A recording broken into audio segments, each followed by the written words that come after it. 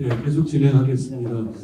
아까 제가 그 하자 처리를 할 때 여러분들이 꼭 그 필요하다고 생각되는 자료 여기까지 모아놓은 리스트를 했는데요.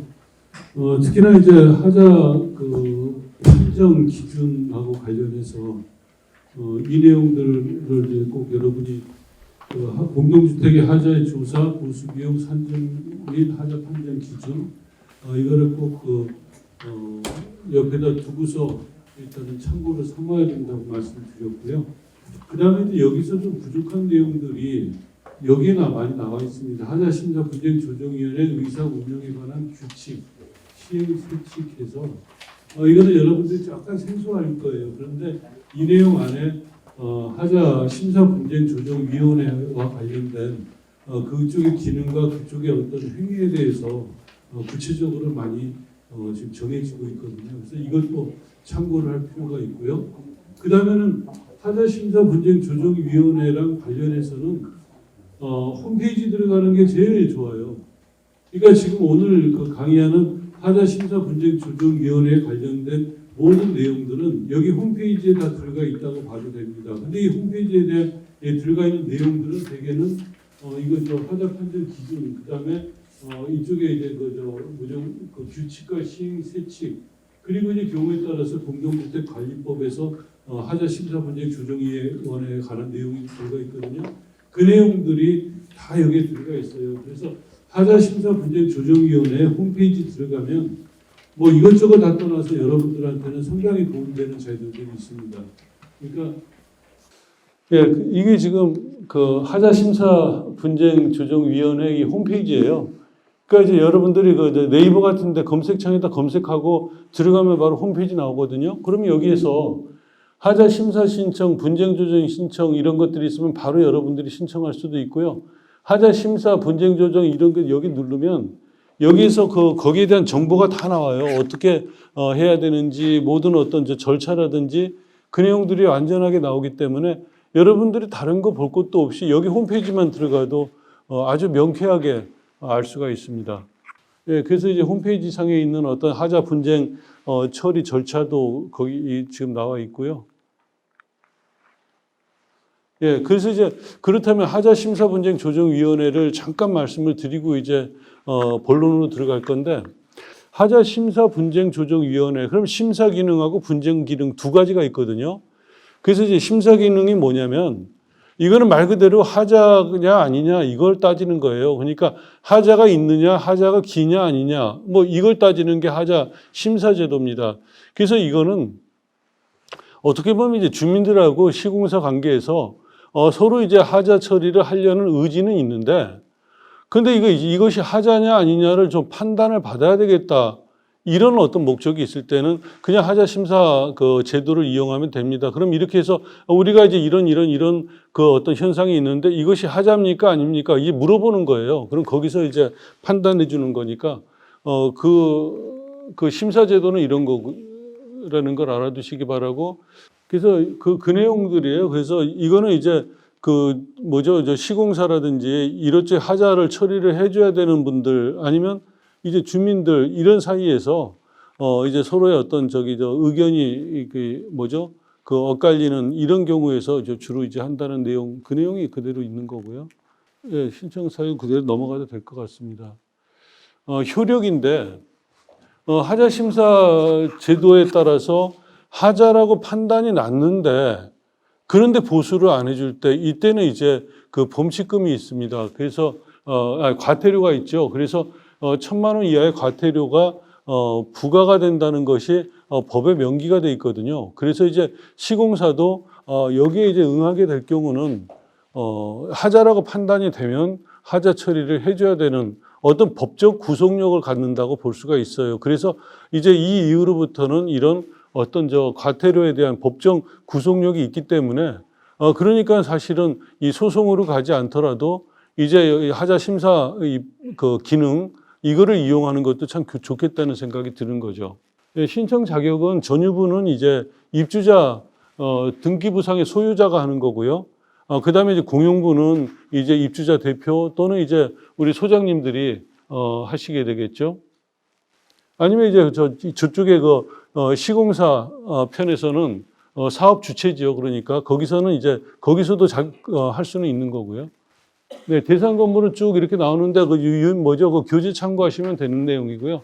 분양 목적의 공공임대주택은 이제까지는 여기서 이제 빠져 있었습니다. 그런데 이제 2017년 10월 19일 이후에 사용검사를 받은 이 건물들이 여기 이제 앞으로 해당되게 돼 있습니다. 예, 이건 그대로 넘어가도 될 것 같습니다.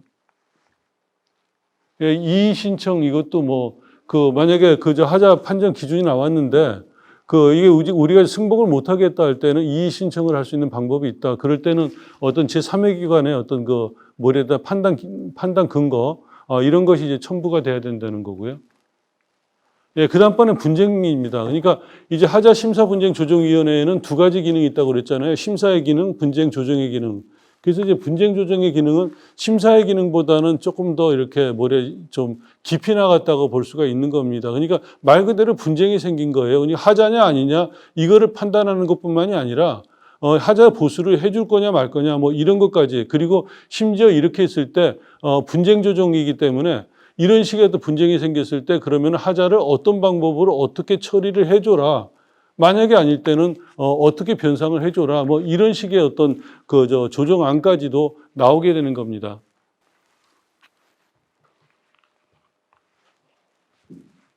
예, 이것도 넘어가도 될 것 같고요.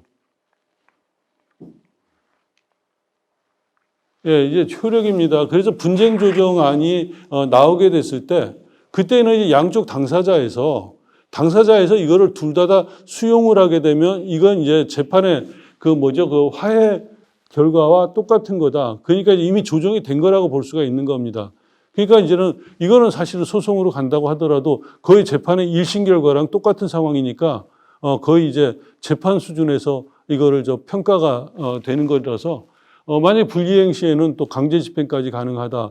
이 정도입니다. 그러니까 이전에는 사실은 이런 것이 구체화되지 않았기 때문에 하자심사분쟁조정위원회가 한때는 사실 유명무실했던 적이 있었는데 지금은 그렇지 않다는 이야기죠. 그래서 이 말은 무슨 말이냐면 왜 쓸데없이 돈 들여가지고 소송까지 가느냐. 그냥 심사분쟁조정위원회를 이용하면 돈도 안 들이고 그리고 이제 사회적으로도 쓸데없는 돈을 낭비하지 않을 텐데 이런 거거든요. 그래서 만약에 이런 분쟁 조정안이 나오게 되면 소송으로 가더라도 그렇게까지 크게 달라질 바는 없지 않을까 하는 생각을 해보게 됩니다. 신청 자격은 아까 심사랑 똑같습니다. 이거 그대로 넘어가겠습니다. 예, 대상 건물 마찬가지고요. 예, 신청 기준 이것도 그냥 넘어가도 될 것 같습니다. 여기 교재에다 나와 있는 내용이고요. 이것도 마찬가지로 분쟁 절차 상호 간의 어떤 피신청인은 11일에 답변서를 제출해야 된다는 내용이고요. 예, 하자 판정 기준으로 좀 들어가겠습니다. 이제 지금까지는 하자 심사분쟁조정위원회에 대한 내용을 좀 간략하게 소개해 드렸고 하자 판정 기준 별거 아니지만 간단하게 이야기하고 콘크리트 균열 보수 쪽으로 넘어갈게요. 하자 판정인데 여기서 이제 시공하자, 그 다음에 미시공, 오시공, 변경시공, 이런 내용들입니다. 그래서 일단 하자 판정 기준에 나온 내용인데, 시공하자라고 한다는 것은, 건축물이나 이제 시설물을 설계 도면대로 시공을 했는데, 말 그대로 시공이 좀 부실해서 어떤 안전상, 기능상, 미관상 지장을 초래할 정도의 하자. 이렇게 이제 되어 있습니다. 근데 사실 여러분들이 아마 이거를 보시면서 많이 좀 황당하긴 할 거예요. 어떤 게 그렇다면 그 안전상, 기능상, 미관상 지장을 초래할 거냐. 거기에 대한 구체적인 수치가 없습니다. 우리는 뭔가 이렇게 정량화된 수치가 있어야 되는데 그런 것이 없이 굉장히 추상적으로 이렇게 해놨기 때문에 사실은 하자 쪽에서 서로 상호 간의 입장에 따라서 굉장히 갭이 아주 클 경우가 많이 있거든요. 예를 들어서 이제 이런 경우들도 많이 볼 수가 있죠. 저 같은 경우는 이제 시공 경험이 이제 또 꽤 있고 현장에도 많이 있었고 또 연구 개발도 하고 하다 보니까 이런 부분을 잘 안단 말이에요. 제가 어떤 현장을 가서 보니까 엉망진창이에요. 이제 기술자 입장에서 막 욕이 나올 정도입니다. 이거를 거의 시공이라고 해놨느냐고. 근데 하자로 해가지고서 이거를 딱 정리하려고 보면 하자로 잡힐 것이 거의 없는 겁니다. 무슨 말이냐면, 자, 이제 우리 미장을 해놨어요. 이제 그저 시멘트 몰타를 발라놨습니다. 울퉁불퉁하고 난리 났어요. 우리가 볼 때, 우리 전문가가 볼 때, 이거는 그냥 어디 진짜 개도 그냥 바르겠다. 우리 이제 현장에서 이런 말까지 하거든요. 그런 식으로 해놨는데 여기에 기준에 보면 안전상, 기능상, 미관상 지장을 초래할 화자. 이게 굉장히 주관적인 내용인데 그걸 어떻게 정량화하느냐. 돼 있질 않으니까 우리가 이제 해외 현장 같으면 만약에 미장이다, 삐뚤빼뚤하다 하면 딱 자루 딱 쟀을 때 쭉 그어가지고서는 거기서 1mm 이내에서 왔다 갔다 할 때 이거는 하자다, 이거 제시공이다. 이런 것이 명확한 기준이 있거든요. 그런데 이런 기준이 없는 거예요. 그러니까 항상 이제 문제가 되는데 아직까지도 우리나라가 이 법적인 측면에서는 그런 명쾌하지 않음으로 인해서 분쟁도 많이 생기는 것 같다는 생각이 듭니다. 그 다음에 이제 미시공 하자는 뭐냐면, 아예 설계 도면이나 설계 도서 이런데 명기는 되어 있는데 시공을 하지 않은 거거든요. 뭐 예를 들어서 아주 그냥 단적인 예로 어디죠? 그냥 점자 블록 같은 것들 이런 것들이 있는데 그걸 빼먹었다든지 아니면 무슨 시그널이 있는데 동을 빼먹었다든지 아니면 나무를 심어야 되는데 조경수를 빼먹었다든지 이런 게 다 이제 미시공 하자거든요. 근데 여기서 우리가 또 의문스러운 것들이 있죠. 미시공이라고 하더라도 설계 도면에 이제 표현이 안 됐지만 법적으로 시공을 해야 되는 경우는 어떤 거죠? 이런 것들도 우리는 또 의문스럽잖아요. 그죠? 근데 법으로 만약에 정해진 부분이라면 거의 대개는 이제 미시공으로 인정은 됩니다. 그렇긴 하지만 우리가 미시공이라고 하더라도 일단은 설계도서 작성 기준하고 이제 달라지니까 그게 이제 문제라는 것. 그 다음에 또 하나는 이제 이런 것들도 있어요. 우리 아파트, 조합 아파트 같은 거 있죠? 시공사는 시공사대로 그렇게 이렇게 했는데, 근데 조합 아파트에서 이렇게 설계 도면을 받아가지고 시공사에서 시공을 했는데, 그러면 도면대로 이렇게 했는데 만약에라도 어떤 문제가 생겼다 치자고요. 무슨 결론 문제든 뭐든 이렇게 해가지고 설계에 어떤 설계 오류가 있어서 문제가 생기는 경우, 이런 경우는 그것 때문에 하자로 봐야 되느냐 아닌 거냐. 시공사에서는 설계 도면대로 했는데 그런데 문제가 생겼으니까 우리는 하자가 아니다. 한 발짝 더 나가서 근데 설계 도면은 니네들이 제공하지 않았느냐. 그죠?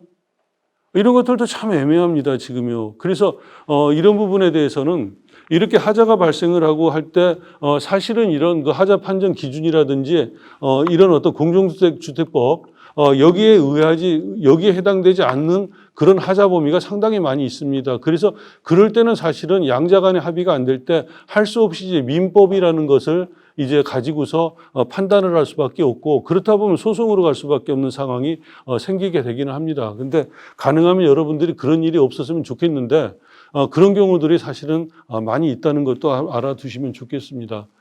변경 시공이라고 하는 것도 마찬가지인데요. 변경 시공도 설계 도면에 있는 것을 이 스펙이라든지 재료의 어떤 종류라든지 자재 종류 이런 것들 아니면 치수 같은 것들 이런 것들을 변경을 해서 시공을 한 경우 그때 이제 이거는 변경 시공이라고 할 텐데 그것이 하자냐 아니냐는 또 이런 것에서 또 걸린단 말이에요. 안전상, 기능상, 미관상 지장을 초래할 정도의 하자라고 이렇게 돼 있는데 그렇다면 그 하자를 어디서 얼마만큼 안전상, 미관상, 기능상 문제가 되느냐 이게 정량화가 돼 있지 않거든요. 그래서 이거를 사실은 시공사에서 어떤 경우는 악용을 하는 경우들도 없는 건 아니에요. 그러니까 대부분의 시공사에서 그러지는 않겠지만 경우에 따라서는 자재를 이렇게 스펙이나 아니면 도면에 박아놨다가 자기 임의대로 이렇게 바꾼단 말이죠. 그리고 나서는 일단은 이제 시공을 하고 나서 나중에 자재 변경 시공됐다 이렇게 했을 때 근데 기능상 미관상 안전상 문제가 없는데 왜 말이 많으냐. 다시 말해서 타일이라고 한다면 타일은 기능상 안전상 미관상 똑같은 기능이라고 하더라도 굉장히 차이가 많잖아요. 엄청나게 스펙트럼이 이렇게 넓거든요. 그러니까 비싼 자재랑 싼 자재 간에요. 그렇게 해가지고서 변경 시공을 해놓고서 이거 하자라고 아니라고 할 때 이런 어떤 기준에 의해서는 그걸 하자라고 판단할 근거가 아주 미약하거든요. 그래서 그런 것들도 아직까지는 이제 문제가 지금 되고는 있습니다만 이 법에 따라서 법에 그대로 의해서라면 우리가 대부분 입주자 쪽이잖아요. 입주자 쪽에서 그거를 명쾌하게 이렇게 좀 정리를 하기는 어려운 상황들이 많이 있습니다. 그다음에 하자 판정 적용 건축물 이거는 그대로 넘어가기로 하고요. 설계도서 적용 기준입니다. 이거 상당히 중요한 내용이거든요. 그러니까 여기 이제 판정 기준 그리고 교재 내용이 다 나와 있긴 하지만 이 내용은 여러분들이 꼭 좀 그 머릿속에 이렇게 인식을 해 두셨으면 좋겠습니다. 두 가지 개념을 말씀을 드리겠는데요. 하나는 뭐냐면 설계도서를 참고를 해서 설계도서를 가지고서 이제 하자 판단을 하잖아요. 그럴 때 우리가 상식적으로 생각할 때는 건축 허가 도면을 가지고서 판단을 하는 게 맞지 않겠어요? 그죠? 근데 그게 아니란 말이에요. 준공 도면입니다. 사용 승인 도면을 가지고 하게 돼 있어요. 원칙적으로 아니 법적으로 그렇습니다. 자, 그렇다 보니까 이런 어떤 그 악용되는 사례까지 있어요. 뭐냐면 일단은 이제 사용 승인을 받잖아요. 그 도면을 가지고 시공을 하다가 물론 이제 이거를 그 악의적인 거나 아니면 선의적인 거나 있을 수는 있겠죠. 그러니까 하다가 어쩔 수 없이 이제 이렇게 그 설계 변경을 안 할 수가 없는 경우가 있을 수 있습니다. 그런데 경우에 따라서는 의도적으로 이 재료를 싼 걸로 바꾼다든지 그러니까 이 값싼 재료로 바꾼다든지 아니면 이 공기가 이렇게 좀 타이트하다 싶으니까는 공법을 아예 바꿔가지고서는 뭐 이렇게 그냥 시공을 한다든지 설계를 바꿔버린다든지 이런 식으로 해가지고서 시공사편에 유리하도록 시공을 하고 그리고 나서 준공도면을 바꿔버리는 거예요. 자, 근데 이제 여기에 이런 사람들도 또 나서게 됩니다. 이 내용을 딱 그냥 간파하고 나서 간파한 사람들이 설계사무소라든지 아니면 이쪽에 이 하자 적출하고 하는 하자 이 지원하는 이런 회사들에서 많이 하는데 자, 그럼 현장 다니면서 당신들이 지금 시공한 거랑 사용 승인 도면하고 다른 거를 우리가 적출을 해줄 테니까 적출을 해가지고 그거를 준공 도면으로 사용 승인 도면으로 만들어주겠다. 그러니까 이 건축 허가 도면에서 지금 현장에서 시공되고 있는 거랑 차이점을 발췌를 해서 그거를 이제 준공 도면으로 바꿔준다. 그렇게 해가지고 일단은 용역을 이제 이 발생을 시키고 그리고 돈 받고 그 일을 한단 말이죠. 그렇게 되면 우리 법상으로서는 사용 승인 도면 다시 말해서 준공 도면으로 하자 처리를 하니까 그러니까는 어떻게 됩니까? 주민들한테는 상당히 불리한 경우가 생기게 되죠. 자, 그래서 그런 것들까지도 우리가 염두에 둬야 되는데 그래서 여러분들이 중요시 생각해야 되는 게 뭐냐면 이제 이런 거는 한번 좀 읽어보시게 하고요. 사업 계획 승인 건축법에 따라서 건축 허가를 받은 설계 도면대로 시공하기로 입주자한테 공고를 했다, 미리 약속을 했다 할 때 이때는 상황이 다르다는 예외적인 내용이고요. 예, 설계도서 불일치 시 적용 순서라고 하는 것이 있습니다. 이게 굉장히 중요한 의미를 가지고 있어요. 뭐냐면 우리가 하자 처리를 하잖아요. 근데 하자 처리할 때 거의 대부분의 사람들은 도면을 가지고 따집니다. 그죠? 도면을 가지고 따지면서 특히나 이 도면도 우리가 지금 이 강의를 지금 하지 않을 때 여러분들이 만약에 듣지 않은 상황에서는 그거는 아마도 우리 건축 허가 도면일 거야. 이렇게 생각하시는 분이 아마 많이 있을 겁니다. 그런데 준공 도면, 사업 승인 도면이라고 했고, 그런데 그거랑 만약에라도 분양할 때 분양 어떤 자료랑 다른다면 어느 것이 우선이 되겠느냐? 할 때 우선순위로 볼 때는 이 주택 공급 계약서, 견본주택, 분양책자 이런 식으로 나갑니다. 그래서 공사 시방서 이후에 설계도서가 들어가게 돼요. 우선순위가 설계도서는 한참 밑에 있습니다. 그런데 이 설계도서 가지고 우리는 하자 처리를 하려고 일단 이렇게 하고 있거든요. 근데 만약에 하자 분쟁이 생길 때는 그래서 여러분들이 꼭 생각하실 거는 주민들한테든 아니면 가능하면 아파트 관리소에서 이런 서류들을 좀 확보를 해놓기를 바랍니다. 그냥 계약서는 대개는 가지고 있다고 하지만 견본주택에서 이제 찍은 사진이라든지 근거 자료들 있잖아요. 그 다음에 이제 분양책자 이런 것들은 거의 남아있질 않습니다. 그리고 시방서는요, 우리 표준 시방서 빼놓고서는 우리 전문 시방서, 특기 시방서라는 거는 아예 남겨두질 않거든요. 표준 시방서에서는 이런 거를 하자를 판단할 만한 어떤 내용들이 별로 없어요. 그렇다면 여러분들한테 굉장히 중요한 내용이 뭐냐면 이 분양 당시의 어떤 자료들이거든요. 그래서 이거는 꼭 여러분들이 생각하셔가지고 이것이 이제 2년, 3년, 4년 이렇게 되잖아요.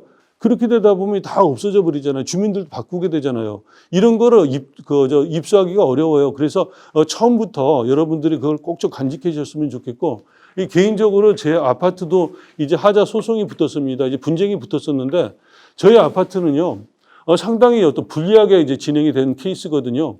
그게 뭐냐면 이제 첫 번째 우리 하자 소송으로 들어가게 되니까 일단 분양책자나 이 견본주택 자료 아예 남아있질 않습니다. 이거를 가지고 있는 어떤 주민들이 한 사람도 없었기 때문에 이 사람들이 변경 시공하고 뭐고 했지만 이거를 갖다 하자라고 이렇게 할 수 있는 어떤 근거 자료가 없었습니다. 그 다음에 두 번째로는 준공도면이라는 것이 는 이제 있는데 근데 아무리 봐도 어떤 사업 승인도 아니 그 허가도면 여기랑 이 사람들이 얼마나 이렇게 의도적으로 이거를 바꿨는지 그래서 이런 바뀐 내용을 가지고서 민사소송이라도 이렇게 가볼까 이렇게 하고서 도면을 찾았는데 그런데 건축 허가도면 저기 구청이죠. 구청에 가서 물어보니까 도면이 없다 그러는 거예요. 분실했다. 근데 그 도면이 이제 보존 기간이 5년인가 얼마 있거든요. 그때까지 꼭 그 보존을 해야 됩니다. 근데 그 기간이 안 됐는데도 분실했다. 담당자가 분실했다니까 어떡할 거예요? 방법이 없잖아요. 그렇게 해가지고서 결국은 상당히 불리하게 이렇게 진행이 됐던 케이스가 있습니다. 그래서 이런 부분들도 여러분들이 좀 생각하셔야 되는데 솔직히 말해서 시공사들은 하자를 많이 자기네들 접하고 있습니다. 거의 법무팀도 있고요. 하자 소송 송무 지원 회사들도 있습니다. 그러니까 이분들이 여러분들보다는 한 수 위거든요. 그런데 여러분들이 어떻게 그분들하고 이렇게 1대1로 붙어서 처리를 원만하게 한다? 이러기 쉽지는 않습니다. 여러분들이 굉장히 면밀하게 하지 않고서는 웬만하면 그분들한테 이렇게 좀 우리 속된 말로 질 수밖에 없는 이런 상황 되게 구조가 그렇게 돼 있습니다. 예, 이건 다 넘어가도록 하겠습니다. 전유부, 공유부의 관계는 여러분 여기 책에다 교재에 나와 있는 거 그대로 다 어떤 외벽과 이 위, 상부, 하부, 슬랩으로 이렇게 구획된 그 내부가 이제 전유부다.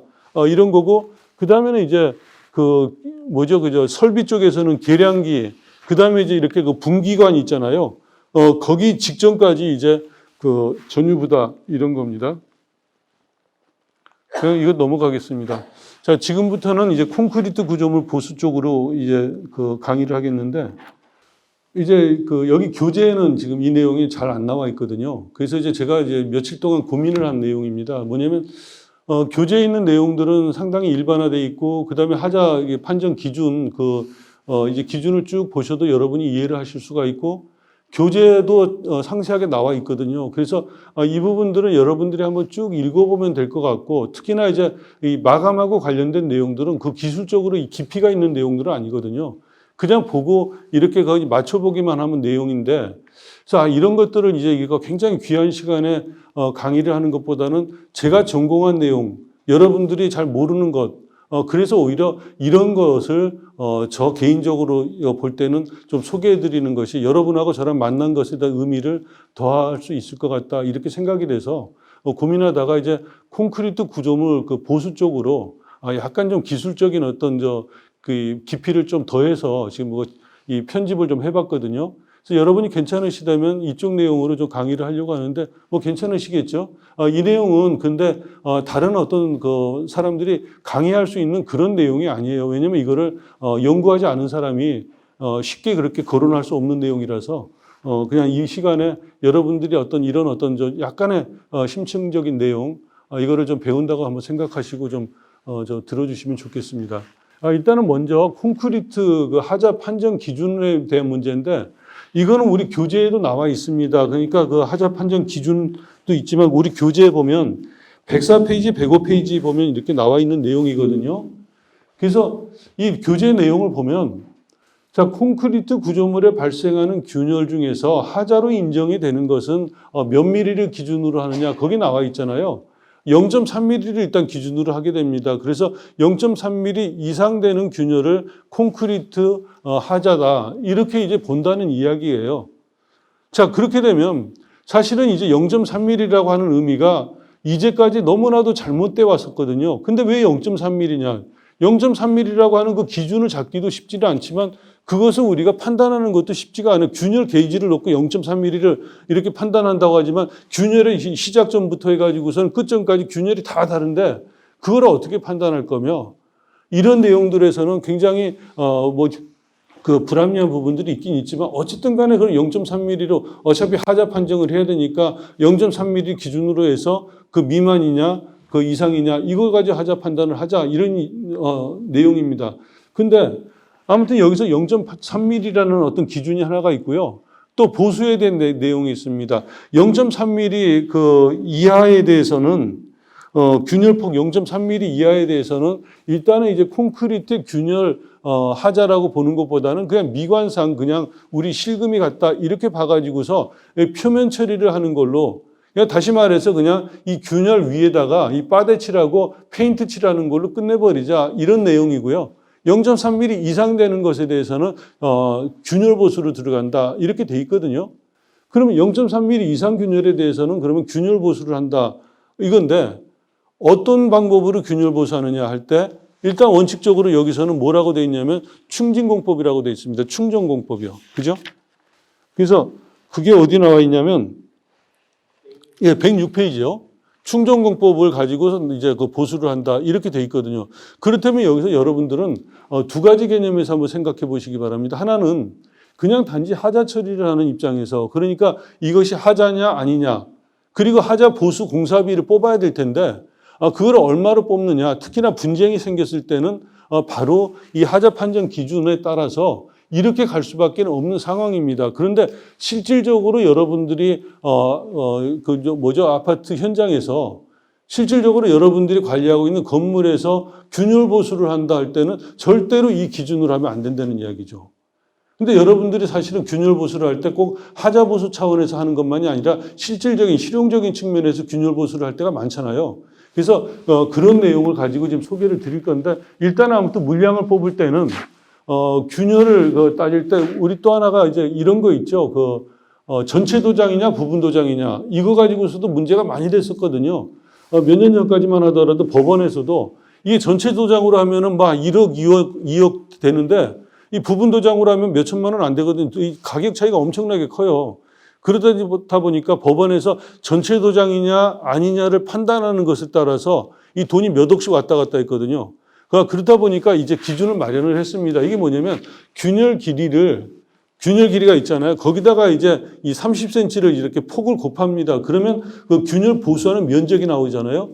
그 면적을 다 따져가지고서 전체 도장 면적, 예를 들어 외벽 균열이라면 외벽의 전체 면적이 나오잖아요.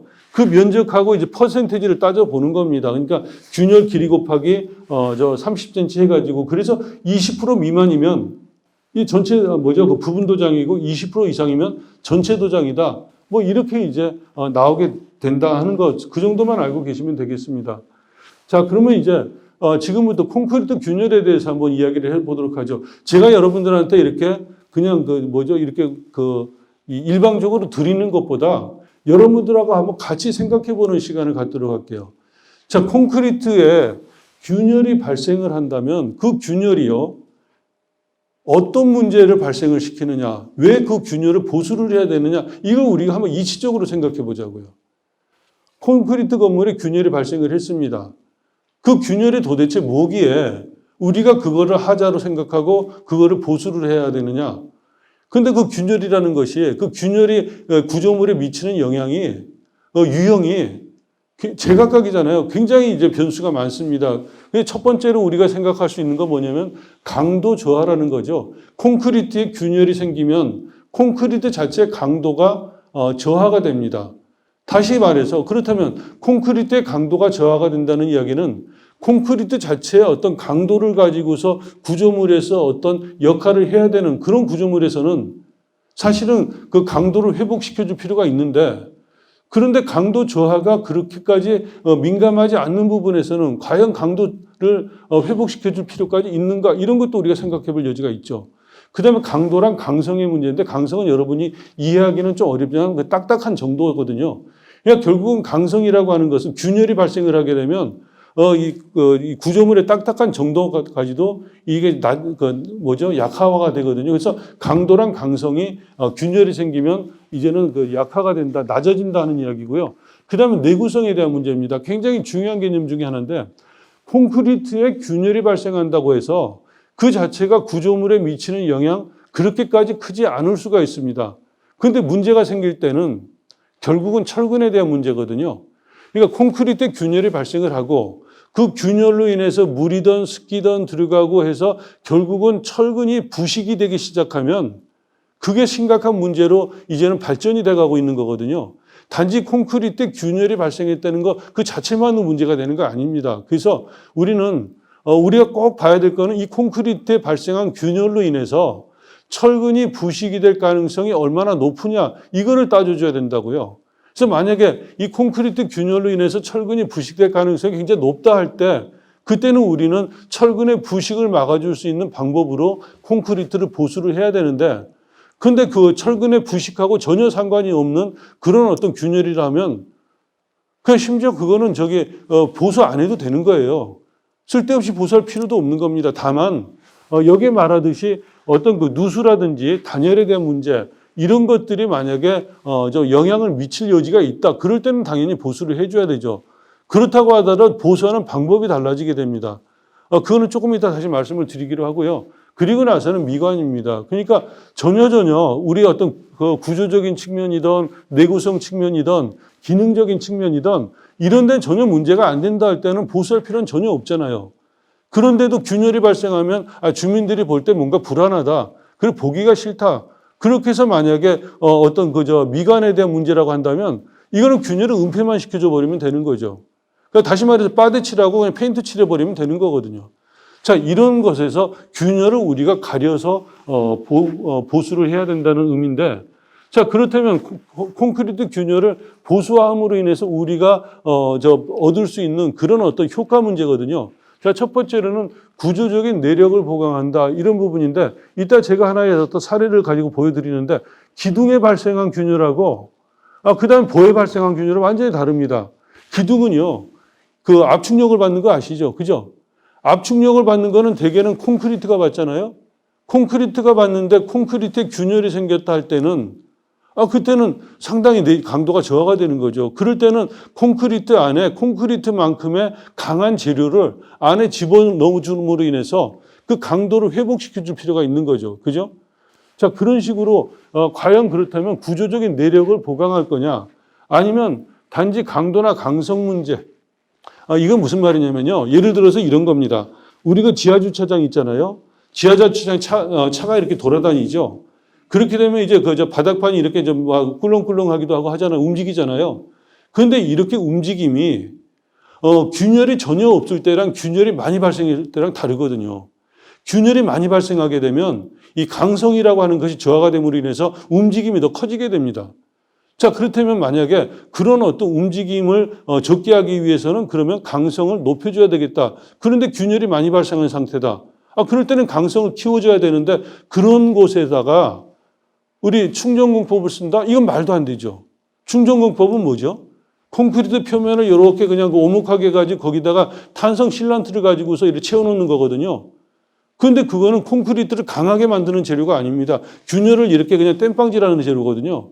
그런데다가는 그런 걸 쓰면은 강성 회복이 안 되는 거거든요. 자, 그래서 이런 것들도 우리가 생각해 볼 여지가 있는 거고요. 내구성 증진 아까 말씀드렸죠.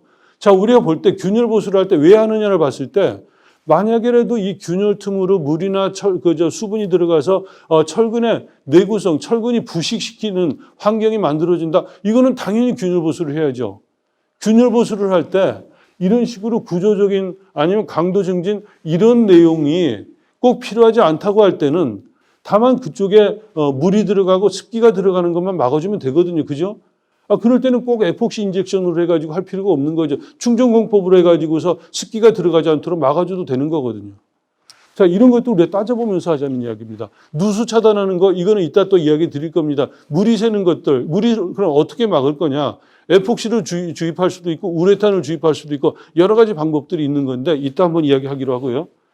단열 차음의 문제들도 균열이 생기게 되면 그 균열 틈으로 이렇게 그저 이 흡음, 결국 우리 흡음이라고 그러는데 이 소리가 새거든요. 그런 경우들이라면 어떻게 우리는 보수할 거냐. 그 다음 미관 심리, 이런 것들입니다. 자, 이제 하나하나 또 이야기를 할 건데요. 저 한 가지만 여쭤보고, 그리고 쉬는 시간 가질게요. 제가 이렇게 드리는 강의가, 그 수준이라든지, 이 템포라든지, 이런 것이 어때요? 그냥 이대로 진행을 할까요? 예, 그렇다면 제가 욕심을 내지 않겠습니다. 오늘 그 균열 부분 있잖아요. 이거를 충실하게 전하는 쪽으로 그렇게 하고, 그 다음에 단열 쪽 있죠. 결로 문제. 그거 두 가지를 여러분들한테 이렇게 좀 심층적으로 이야기하는 거, 그걸 목표로 삼을게요. 예, 10분 쉬었다 하겠습니다.